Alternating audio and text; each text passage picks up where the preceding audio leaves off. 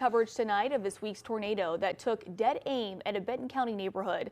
Many who live in the area are asking why tornado sirens were not sounded as a powerful line of storms approached. Well, tonight we have answers, and we're not the only ones hoping to spread the facts behind when to and when not to sound those sirens.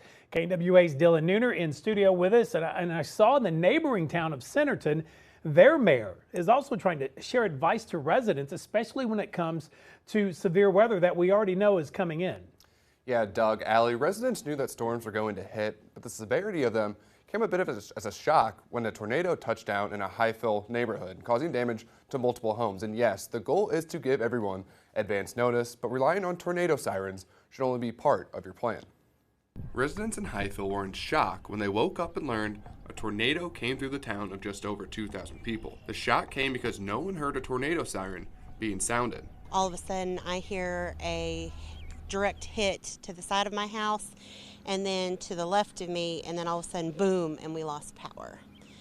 And I was just sitting here just kind of figuring out, and then my neighbor called to check to see if I was okay. Centerton Mayor Bill Edwards says no one heard anything because they never received a tornado warning from the National Weather Service. I watch the weather like a hawk.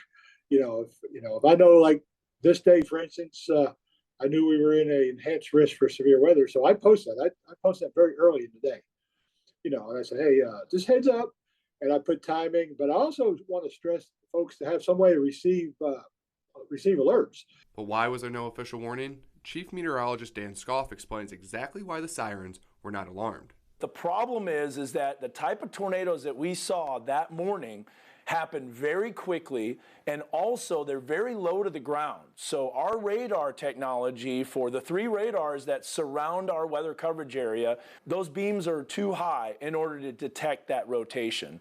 Dan says you should not only rely on the sirens, but have at least 3 other forms of notifications in case of severe weather.